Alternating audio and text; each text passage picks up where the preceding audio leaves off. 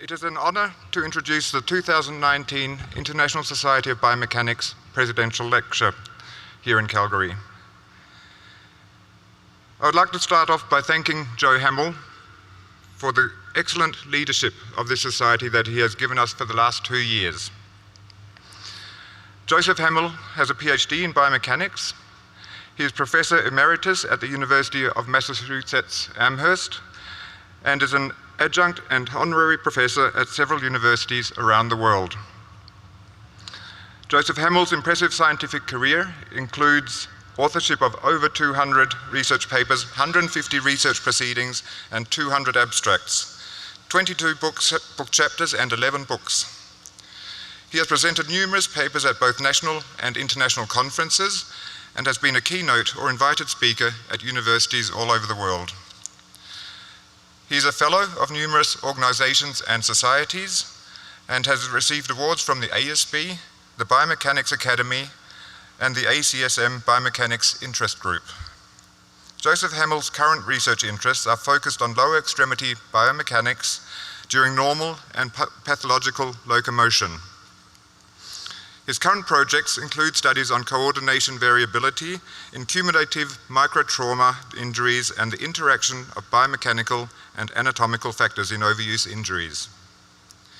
He has mentored over 65 PhD and master's students, 20 honors students, and 12 postdocs. He has served on the executive boards of the New England ACSM, the Footwear Biomechanics Group, ISB, CSB, ISBS, and the National Academy of Kinesiology. He served as the chair of the Footwear Biomechanics Group and as president of ISBS. For the last 2 years, Joseph Hamill has been president of the International Society of Biomechanics, and it is in this capacity he has been invited to give the 2019 presidential lecture. Please join me in welcoming Joseph Hamill on stage.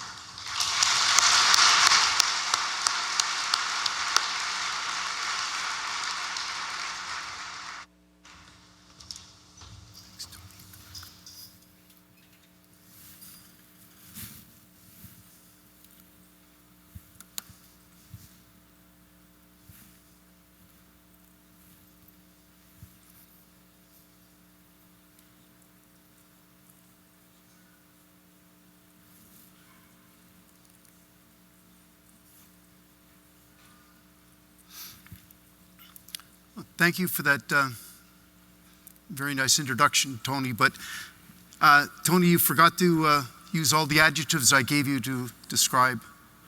You left out wonderful and brilliant, imaginative, things like that, but that's fine. Actually, before I begin, I wanted to tell you about Brian Davis.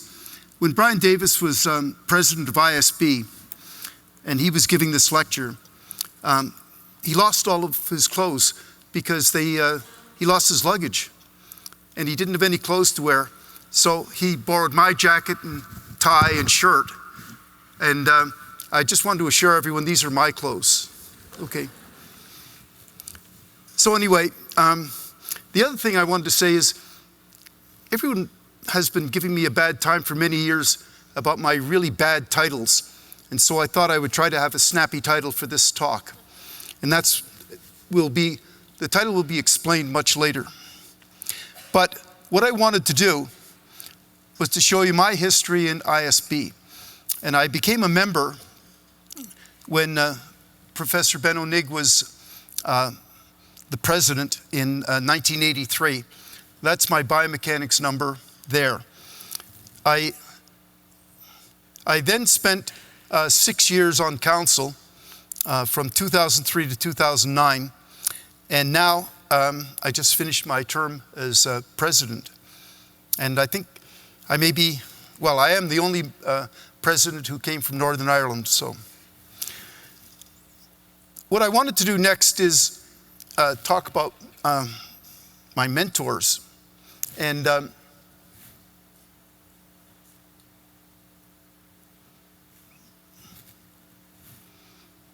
I can't seem to get this to go forward.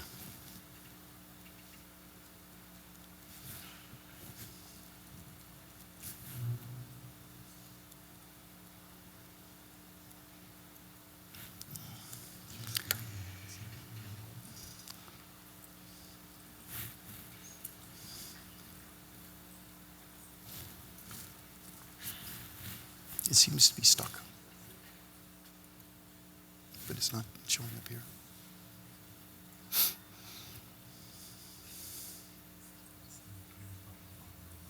Yeah, okay. Oh, yeah. Okay, got it. Okay. I did want to thank certain people for mentoring me. First of all,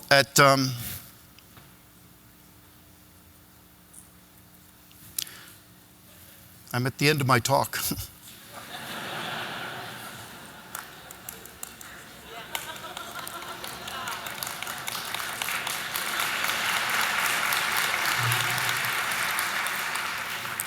So I guess I don't have to finish then, huh?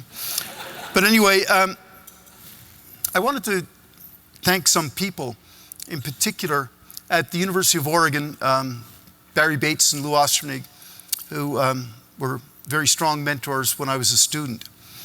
And over the years, you always have unofficial mentors, and these gentlemen, Ben Onig, Jim Hay, and Ned Frederick, gave me lots of great advice over the years.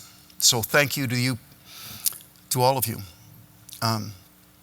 So most of you know that I've retired, although everyone's been telling me I do a Ben Onig retirement, which means I still work, but I'm retired. And when you get to a certain point, you ponder, or at least I did, what in heaven's name have I really contributed? So my big question was, what has my research group, what have we really contributed to the body of knowledge in the biomechanics literature? And tough question. And what I did was I picked two areas, optimality criteria and coordination variability, to basically show how I started and how I finished these particular areas. And if you notice in optimality criteria, I had a number of years doing it, and then I stopped with a 20-year interval, and then I started up again. And this will be explained in a moment. But I also wanted to say, initially, Ken Holt and Tim Derrick did most of the work. I just took all of the credits. And then laterally in the 2015 on, Richard Van Emmerich, Michael Busa, and Jong-Il Lim worked with me. So everything on optimality criteria started with this book, which was published in 1989, or 87 rather, by Peter Kugler and Michael Turvey. And I was very much interested in several of the chapters in this book. And as you can see, perspectives on rhythmic movement. And then if you go down to the end, assembling and sustaining escapements for biomechanical oscillation. So I was very intrigued with that, and we started off doing our studies based on this book. So the background to this was that humans are self-optimizing to produce stably coordinated patterns. And we defined a self-optimizing machine as a biological system that becomes coordinated in a number of ways to produce the ultimate performance at a minimal energy cost. That was the basis for the studies that we subsequently did. And what was interesting, and from the Kugler and Turvey book, that animal behaviors are complex oscillatory processes that lead to the application of pendula to such systems. So our first study, the force-driven harmonic oscillator as a model for human locomotion, was rather interesting because very expensive equipment we used in this. We used a stopwatch and ankle weights, and that was the whole equipment for the study. And a force-driven oscillator is simply a simple pendulum with a periodic forcing function. And you can see in this particular equation, and what's important in this is omega naught, which is the predicted frequency, and then omega is the actual frequency of the system. So in this particular study that we did, we had people walking with ankle weights, and we timed them, different ankle weights, and we timed them and counted the number of steps that they took. And from that, there's a prediction equation, and the first prediction equation right here When we fit the data to that, this is what we got, which was not very good because the actual data were here.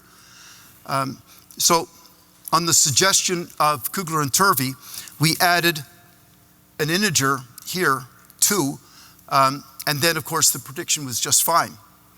So that was our first study. Now, we moved on to another study, and when F, this forcing function, is a minimum when the actual frequency and the resonant frequency of the system are the same. And so we deduced that this F minimum was the result in a minimum energy cost. And so we actually did this study, and you can see that in the preferred stride frequency and preferred speed, by the way, gives you a minimum energy cost. So that was an interesting, or I thought it was an interesting finding. So what we did was we tried to look for other optimality criteria, and these were a number of the suggestions, but what we did was we focused on shock attenuation. And so we know that loads are transmitted throughout the skeletal system and they affect all segments of the body, so that the force, the impact force at the ground is transmitted up to your head. Significantly attenuated, however. And the question we asked was, do runners optimize on reducing this impact load? So we did this study, and it was to determine the relationship between stride frequency and shock attenuation. And we had a tibial mounted accelerometer and a head mounted accelerometer, and we looked at the transfer function between the two. And what we found was that at the longer stride lengths, there was greater shock attenuation. In the shorter stride lengths, there was less shock attenuation. The interesting thing to notice, even though the impact was quite high at all of the stride frequencies, the head acceleration was always around 1g. So what we concluded, runners do not optimize or minimize foot ground impact at their preferred stride frequency, but they attenuate shock according to the magnitude of the impact. Now, that was fine. In a paper that Tim Derrick did, we were looking for the locus of this shock attenuation. And the goal of the study was to investigate the locus of energy absorption during the impact phase of the running cycle.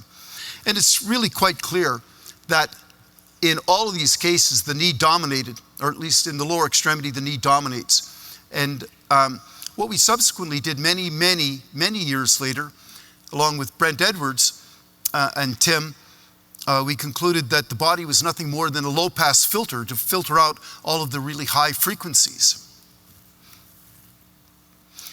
But coming back to this paper, what was intriguing was the fact that the head was always at 1g, regardless of what this was always 1g. There was always an attenuation that resulted in a head value of about 1g. And in trying to explain this in the paper, I said that individuals appear to organize their kinematic pattern in a manner that regulates the amount of shock transmitted to the head, thus contributing to the stabilization of the visual field. That was pure speculation. I had no evidence for that. So it took me a while to figure out, actually it took me 20 years to ask the question, does providing visual feedback of the head gaze orientation affect shock attenuation during running?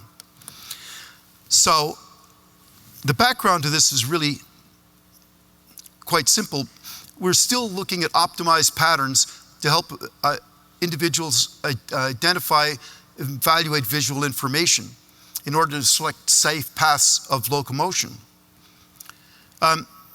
We had done several studies to actually show that there are lots of kinematic and kinetic and muscle activity adjustments to damp out this behavior.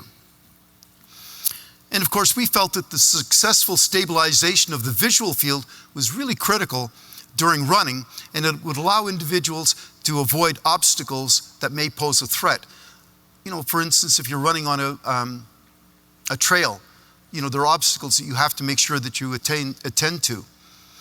Now, this fit very nicely into a perception-action coupling paradigm, where in perception-action coupling, you interact with the environment, you perceive what's going on, the perceptual information from the environment then makes you adjust your actions, and then it cycles around. And this is very important for understanding human movement because it gives you perception of target. It allows you to experience deviations from the target, and it also allows you to adjust your gait mechanics. So the first study we did, what effect does visual feedback have on head gaze orientation? And the setup was rather simple. Runner on the treadmill, and we mounted a laser pointer on their head, and the laser pointer projected onto a screen, okay? And what the person saw on the screen was the dot. They didn't see the path, but they saw the dot. And then we did this manipulation at several different stride frequencies at a preferred speed. So if you look at the top, this is one subject, just one subject. This is with no feedback. This is just letting them do free. And then this is with the feedback of the dot. And what we found was basically what we had found before, that to transfer a shock from the tibia to the head is associated with foot-ground contact, and this is associated with stride frequency, but not visual task. Okay? So that got us to thinking that maybe the task was too simple. So what we thought we would do is what changes would occur when we affected head stability by making the visual task much more difficult.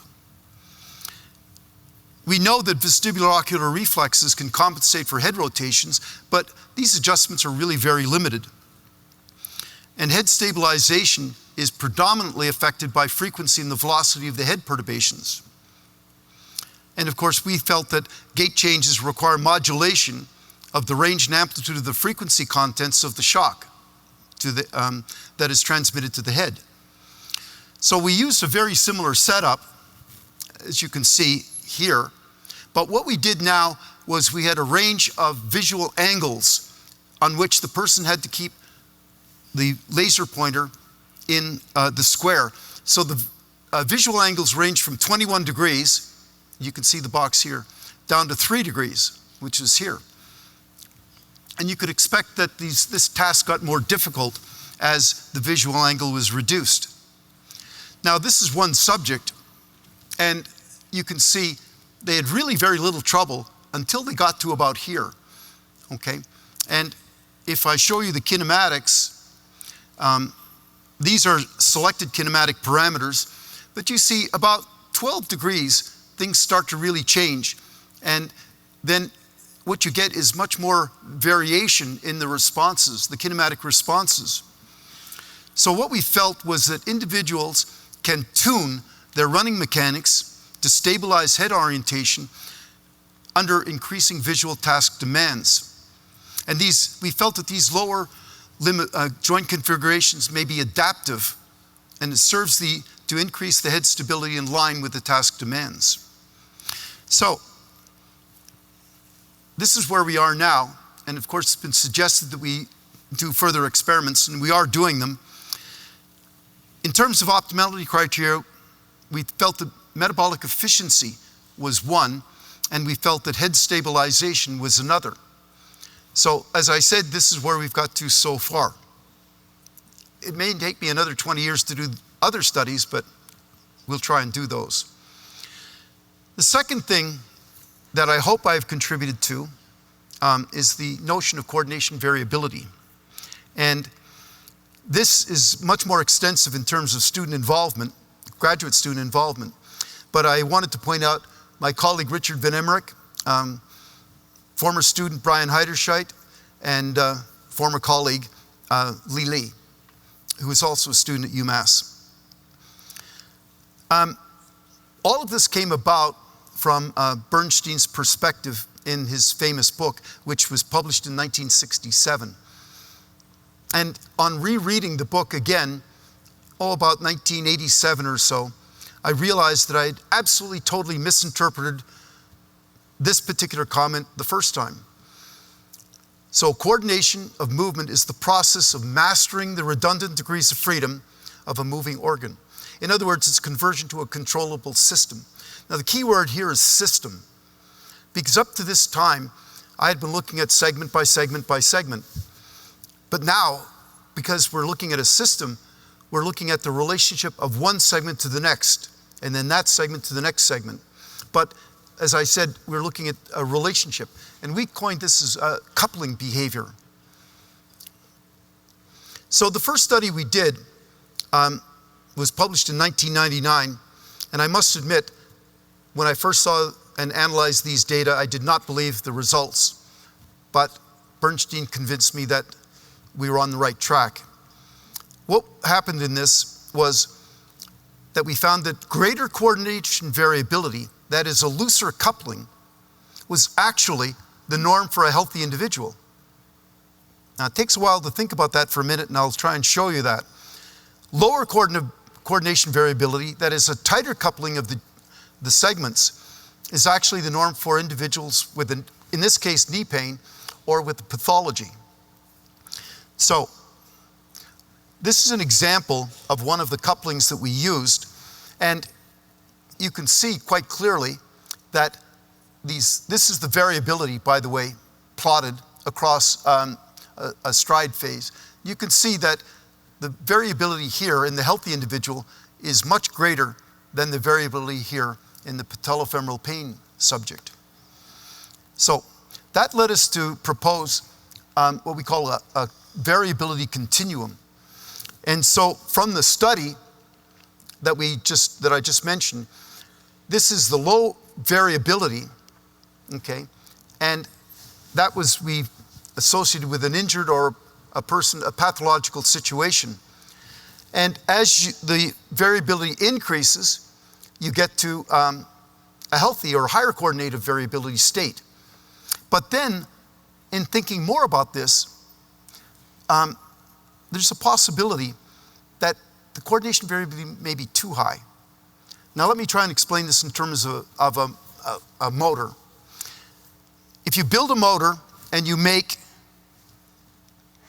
the tolerances in the motor too tight, you know, the motor will run for a very short period of time, but it'll actually break down. If you have optimal tolerances, the motor will continue to run. But then let's say you make the tolerances so large, the motor may not run at all. And if it does run, it won't run for very long. But that's the theory, and it's the theory similar to in humans too. If the coupling is too tight, that's bad. If it's too loose, that's bad. And if it's right in the middle, you have this window of healthy variability. That sounds all great, but I don't know what this window of healthy variability is. And I suspect it's, how could I say? Yeah, I suspect it's too large for us, and it may be individual for us to actually discover, at least on a group basis. You may get small groups of individuals with the same window, but you're not going to get large groups. So based on that, this question kept coming up, and I wanted to clear it up. Coordination variability is not noise in the system. And I go to a book by Kansen Schreiber, who presented this very nicely. If this is the equation of a system, okay, and what you have is measurement noise, and this is additive, and this can be removed. You know, we've done filtering, we can do lots of things to remove measurement noise. But the biological variability, this coordination variability, is part of the higher order dynamic, and it's real. An example that I often use is try and write your signature 10 consecutive times quickly, and you will notice that they're never the same. They look the same, you know, hopefully the same letters, but they don't look the same, and that's part of the biological variability. So, over the years, we've used many different ways of analyzing coordination variability.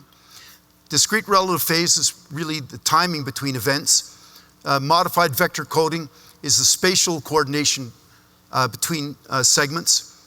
And continuous relative phase, it's a higher order measure, and it's a spatiotemporal coordination. It's also much more difficult to understand, as many people have told me. So this is the first study, well, not the first study, but it's a study that uses discrete relative phase. This is the equation for discrete relative phase. And this was looking at locomotor respiratory coordination. And so in this diagram here, you see the inspiration, expiration, and here we have the heel strikes. And so if you calculate these parameters here and put it into this equation, you get the discrete relative phase of the relationship between locomotion and respiration. And so you get something like this. This is over a 2-minute run, and these are the actual discrete relative phase for each step. And here I have actually one elite runner, I have one recreational runner, and I have one runner who's just beginning. I'll let you look at that while I continue on, because I'm not going to tell you which is which. You're going to have to figure that out for yourself. What we did with this is take these data, put them into a return maps, and the return map then would return to us the dominant frequency for each of these runners, and also the variability of that dominant frequency. I'll give you the hint. Runner 1 is the elite runner. Okay. And again, this is now a study that we did, or actually Christine Pollard did, on gender differences in lower extremity coupling variability in an unanticipated maneuver. And these were all healthy subjects, males and females. And what we found in this was, this is one coupling, and we found here the variability was different over the whole stance, over the first part of stance, and more important, right here, where the person was actually changing direction, okay? And in every case here, the males had higher coordination variability than the females. Now, this doesn't mean that the females are injured here. What it means, and we interpret it as, maybe the females have a greater potential for injury because of the tighter coupling in this particular case. This is another one here, and again, right where the person was making the cut, that's where the variability was distinctly different. Now, Brian Heiderscheid did a study, and it was a similar study that we had done before on patellofemoral pain, but this time, Brian, what he did was he used not, we would normally use, say, the first 20% or first 40%.